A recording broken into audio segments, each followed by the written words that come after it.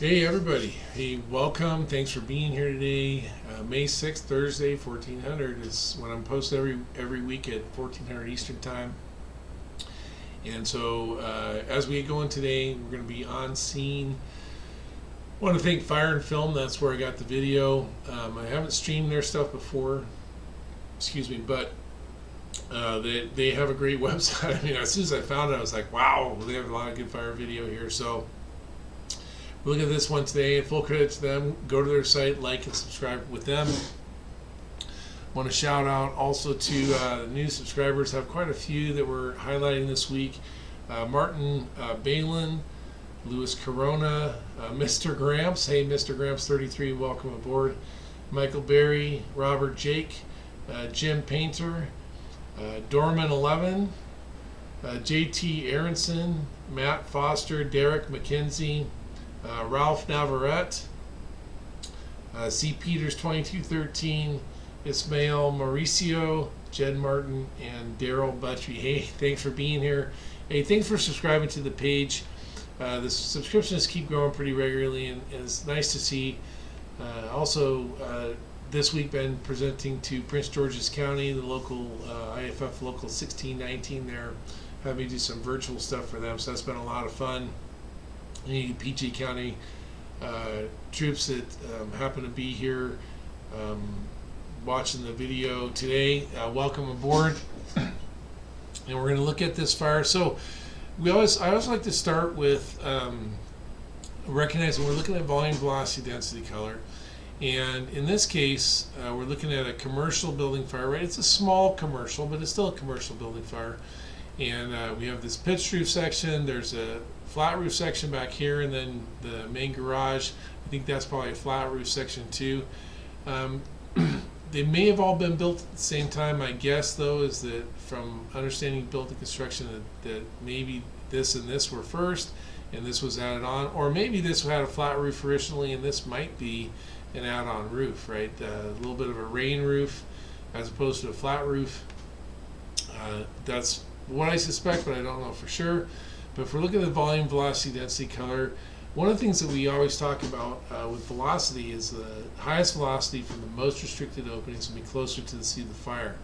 And what we do have here is a nice representation along this edge as we go back, right? And basically the velocity and the volume, right? But the velocity is a little bit less moving down this edge, so we know it's going to be closer to this alpha side, right? It's pretty even and consistent along here. Let's take a look at that. Right, it's pretty even and consistent along here, but it's more just drifting out. A little bit of push, but not as much as we see here, right? So highest velocity from the most restricted opening. This is in slow-mo, right? We're looking at slow-mo right here, but more velocity here than here. And then the velocity basically stops where this change in sighting is here, indicating to me that there might be some sort of wall or separation going there. I don't know that for a fact, but that's what I suspect is going on there. And we could say with the higher velocity here, the fire is close to the alpha side, meaning that if we access it from this man door that's in front and we want to check the overhead anyway, right, especially at commercial occupancies, you want to be checking the overhead as you move through. We'd probably find the seat of the fire up in there relatively quickly. So we're going to get some drift that makes it hard to see while the fire department's arriving. And they're going to lay forward. If you haven't checked it out, check out. I have an article in the April edition of Fire Engineering Magazine. You can check that out too. As we're waiting for this smoke to drift and the company to make their lay from the hydrant.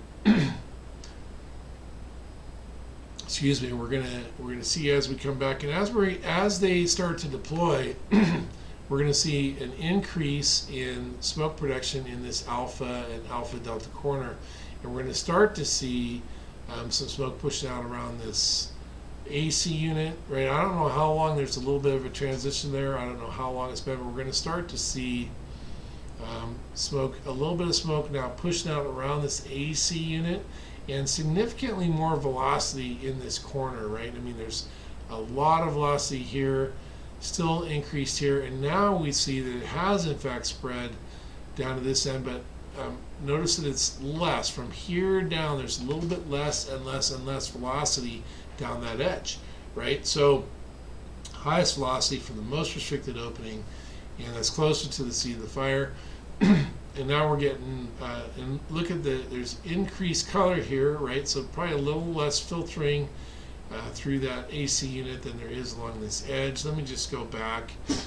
So I sort of missed that. That was one of the talking points I wanted to get here, right? A little more color coming out because it's a little less restricted opening than it is up here. And you can start to see here some actual, excuse me, got a bad voice this morning. Some actual just pumping of that, right? So that velocity just kicking out. Significant increase in volume. Looks like they've got their line stretched. Probably the doors open, right? One of the reasons that their increased volume. And as they make progress here, we always, as soon as we start applying water, now we're seeing copious volumes of white, right? So there's definitely been fire department. Again, we have another one of these transitions, and each of these transitions, you never know for sure how much of that video was cut out, right? But now we're seeing no color, right? The color from even in here where it was dark, that's all white now, right? So you have copious volumes of steam being produced, which tells us that there's a fire attack underway. In fact, we still see more velocity closer to this alpha side on the delta, but closer to alpha, closer here. And we're starting to see some production of steam in these other areas, right? So one of the things that we'd want to keep an eye out for is once we get this fire attack underway, we're going to want all of these smoke indicators down here to decrease. We want our VVDC to decrease in all these areas, right? That's going to tell us that the fire didn't get an independent fire working in those areas. Whereas if we see increases, particularly in a change in color, if this color starts changing to the grays and into the blacks, start to see increase in volumes in these other areas, we'd say, hey, the fire's extended there, we need to move, right, or either move our operation down there or get another line down there working on that section. And that was the end of the video. There's more online if you want to watch more, but just recognize that one of the key learning points here today is this higher velocity closer to the seat of the fire. That's our shortcut.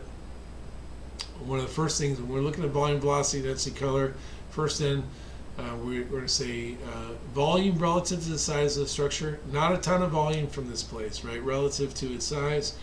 A fair amount from the attic space, but not that much from the building overall. So relatively low volume, but good velocity. And the color is in the white. It's not super dense. So we do have a working fire, but not a massive working fire. And we know that it primarily is in this alpha and alpha delta corner. So right in here, either likely just in the attic space, but possibly in the regular part of the office here, right? My reading is it's mostly in the overhead. Could be wrong, and I haven't talked to these guys. Nobody's hit me up.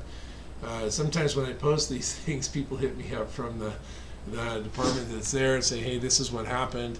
I really love that, by the way, if I can find out sort of the inside scoop. But when I'm doing my smoke reads, I like to do them as if I was just arriving, right? I like to keep that mindset that I don't know everything when I'm teaching it.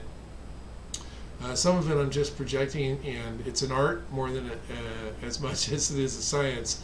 And so as I learn and as I continue to grow in my reading smoke ability, I like to, if I can find out later that in fact I got it right, or even if I got it wrong, or when I get it wrong, I should say, it's nice to be able to look at it and go, oh, okay, and learn why, right? Learn why I made the mistake, or whatever the case may be.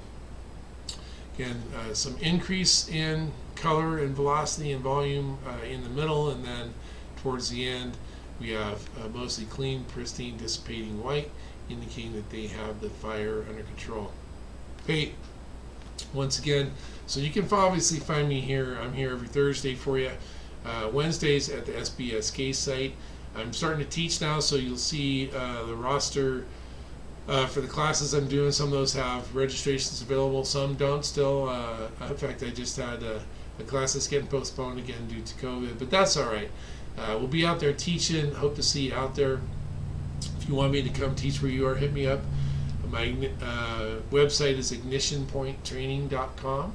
Right, you can find me there or hit me up on the messages here. Looking forward to getting out on the road and seeing everybody in person. And if you find these valuable, if you haven't yet, just hit like and subscribe for me. I really appreciate it.